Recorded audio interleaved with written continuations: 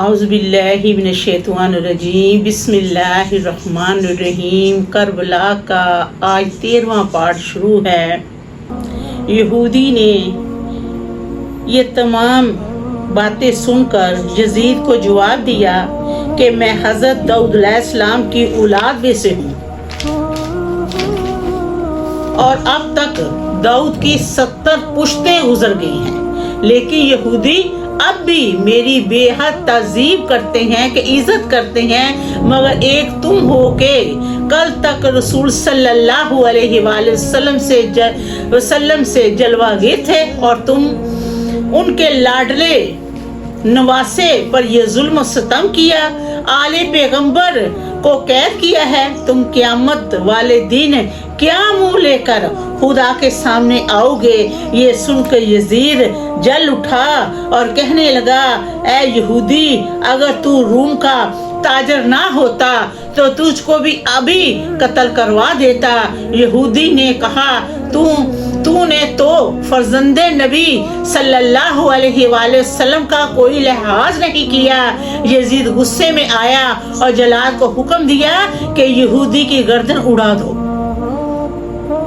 یہودی دوڑ کر امام علی مقام کے سر مبارک کا بوسہ لیا اور جوش سے کہنے لگا، اے امام، میں ایمان لایا، میں آپ کو گواہ بناتا ہوں۔ یزید نے جب یہودی کو مسلمان ہوتے دیکھا تو کہنے لگا، تو جان کے خوف سے مذہب تبدیل کر لے، مجھے دھوکہ دیتا ہے۔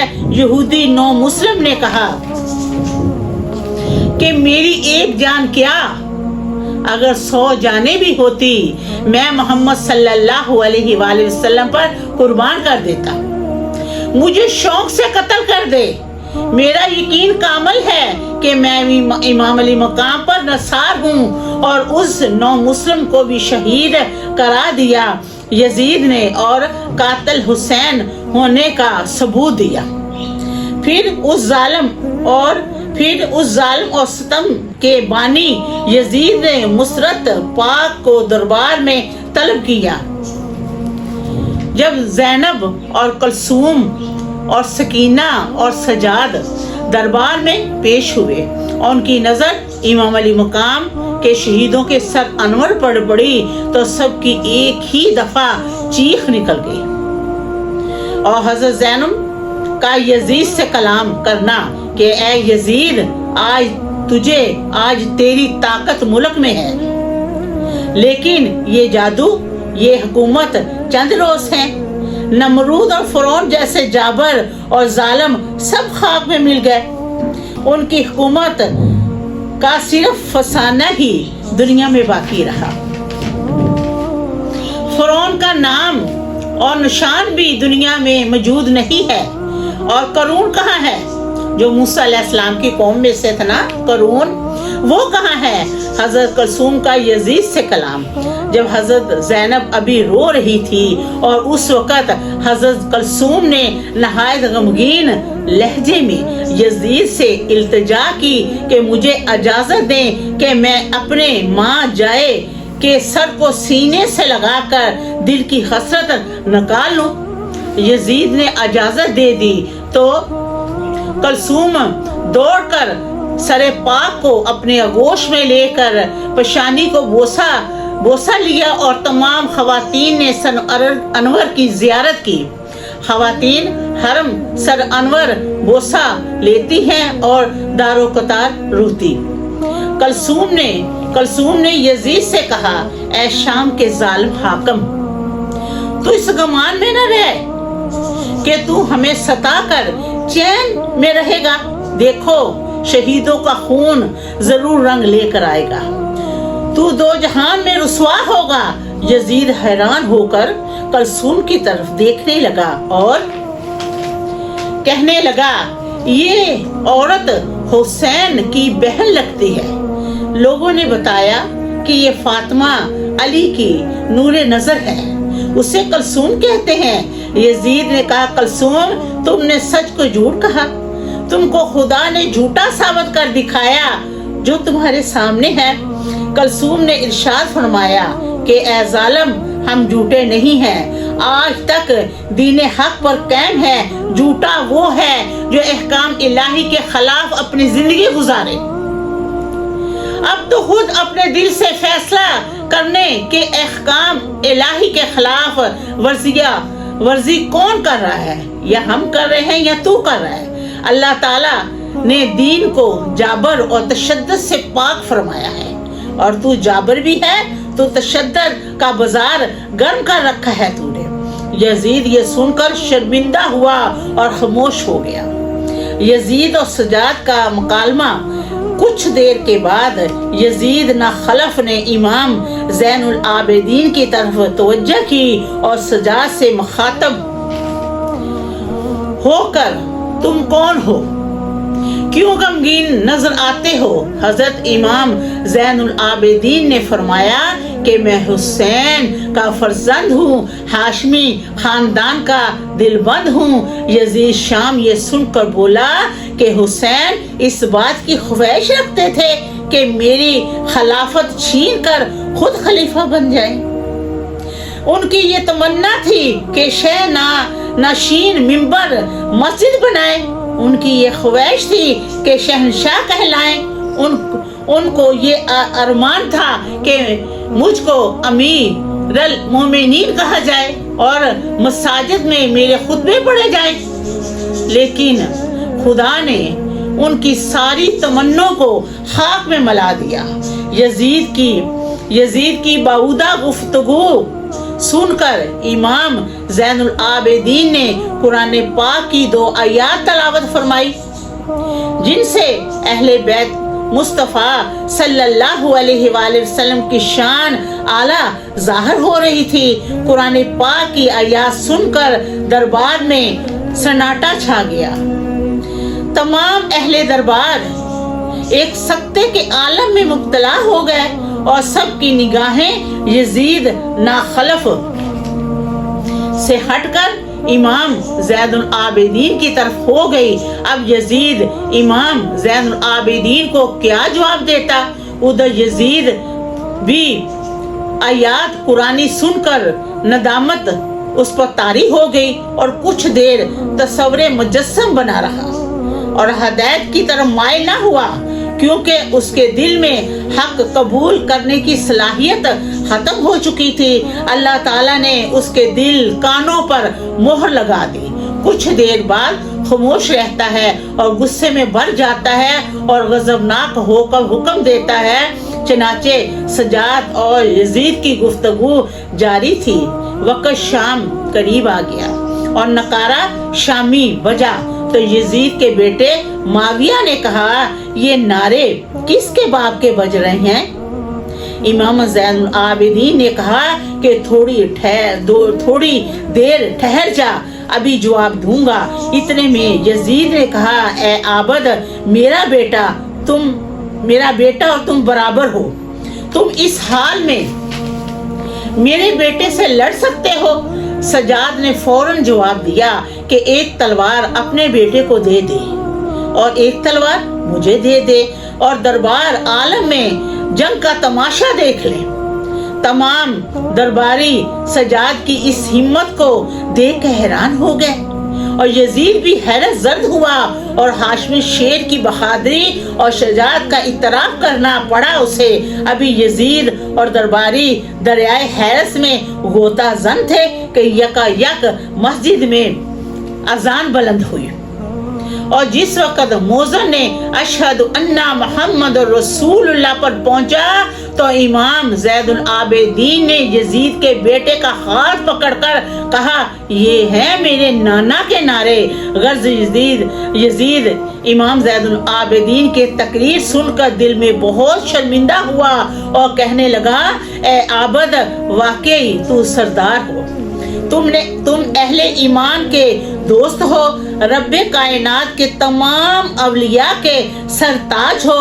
میری یہ خواہش ہے کہ تم مجھ سے اپنی کوئی حاجت بیان کرو تاکہ میں اسے پورا کر کے تمہیں خوش کروں۔ امام زید العابدین نے ارشاد فرمایا کہ حاجت रवा तो हमारा अल्लाह तबारक ताला है, हम रज़ाए हक पर राजी हैं, वहाँ मैं तुझे अपना हक तलब करता हूँ, उसे पूरा कर दे। हक मेरा ये है कि मुझे मेरे बाप के कातिल को दे दे ताकि मैं इंतकाम हसरत को पूरा करूं। यजीद ने इमाम ज़ैनुल आबिदीन का कलाम सुनकर तमाम अफसरान फौज कूफे में बुलाया और हर एक सरदार से पूछा, इमाम अली मकाम हुसैन इब्ने अली का कातिल कौन है? ये सुनकर लोगों ने कहा कि इमाम अली मकाम का कातिल खूली है। जब खूली को बुलाकर पूछा तो वो मंजर हुआ और कहा कि माशाअल्लाह, मैं इमाम अली मकाम को कत्ल नहीं किया। शमर मलऊन ने से पूछा, उसने भी हुसैन के कातिल का इनकार किया और यजीद गुस्से में आकर फौज को झिड़कियां देने लगा और के इनाम के तो सब तलबगार हैं, मगर कातिल हुसैन का कोई इकरार नहीं करता। लेकिन लोगों ने कसरत से शमर का नाम लिया कि शमर ने कत्ल किया है हुसैन को। शमर जल गया और कत्ल सनान इब्ने अंस है। लेकिन यजीद के कानों तक पहुंचे और सनान इब्ने अंस डरा रहा था कि कहीं शमर मेरा दरबार में नाम ना ले गए, मगर शमर जान के खौफ से कुछ ऐसा बदहवास था कि इसे ये खबर भी ना थी कि क्या कह रहा हूँ। जब यजीद ने फौज के तमाम अफसरान को कत्ल का मुनकर पाया, फिर एक एक अफसर से अलहदा मालूम किया, लेकिन कत्ल हुसैन का सुराख ना लगा। हाजरीन, दरबार में हुकूमत में फैला हुआ है, किसी में ये जुर्त नहीं जो इमाम अली मकाम के कत्ल का इकरार करे। जब किसी से भी पता ना चला तो यजीद ने शमर को बुलाकर कहा कि तुम बहुत शर्पसंद हो, सच बता कि इमाम का कातिल कौन है, वरना अभी दरबार में तुम्हारी गर्दन उड़ा दूंगा। यजीद जलाद को हुक्म देता है। शमर बेखौफ होकर जब कूफे की तमाम अफसरान फौज को यजीद ने दरबार से निकाल दिया, फिर यजीद ने बड़े नरम लहजे में इमाम ज़ैनुल आबिदीन से कहा कि फरमाइए अब क्या चाहते हैं, बिला तकल्लुफ फरमाइए, मेरी तरफ से दिल में बिल्कुल खतरा ना कीजिए। इमाम ज़ैनुल आबिदीन ने इरशाद फरमाया कि मुझे शहीदों के सर दे दो ताकि उनके जिस्मों के साथ दफन करूं और अपने हाथ से शहीदों की कब्रों पर मिट्टी डालूं। यजीद ने कहा, मुझे मंजूर है, और फरमाइए हाजत क्या है? सजाद ने फरमाया कि तमाम सिरों को आजाद करके मदीने को जाने की इजाजत दे दे। यजीद ने कहा, यह भी मंजूर है, इसके अलावा वो और क्या ख्वाहिश है? इमाम ज़ैनुल आबिदीन ने इरशाद फरमाया कि कल जुमा है, मुझे जामे मस्जिद दिमश्क में जुमे का खुतबा और नमाज पढ़ाने की इजाजत दें। यजीद ने कुछ देर गौर करने के बाद ये भी मंजूर है। अलगर्ज जुमे के दिन का वक्त आया, तमाम अहले दिमश्क मस्जिद में सिमट कर आ गए और क्योंकि ये मशहूर हो गया था कि कल जुमे का खुतबा और नमाज ज़ैनुल आबिदीन पढ़ाएंगे। यजीद ने जब अहले शहर के तेवर बिगड़ते हुए देखे तो सजाद की उस पर एक हैबत सी छा गई और उसने एक दिमश्क के खतीब को इशारा किया कि खुतबा बयान करे। वो खतीब मिंबर पर बैठा और अबू सुफियान खुतबे में मराहत सराही और आले रसूल सल्लल्लाहु अलैहि वसल्लम की तौहीन की। इमाम ज़ैनुल आबिदीन को फौरन जलाल में आ गया। आपने अपनी जगह से खड़े होकर ये फरमाया कि मस्जिद में हर शख्स नमाज पढ़ने को आया है, वाजिब तो ये है कि खुतबे में सबसे पहले हमद बारी ताला हो, फिर शामे माशर साकी कौसर की सना बयान हो, फिर अहले बैत की तारीफ हो, लेकिन खालक की बजाय यहाँ मखलूक की रजा मंजूर है।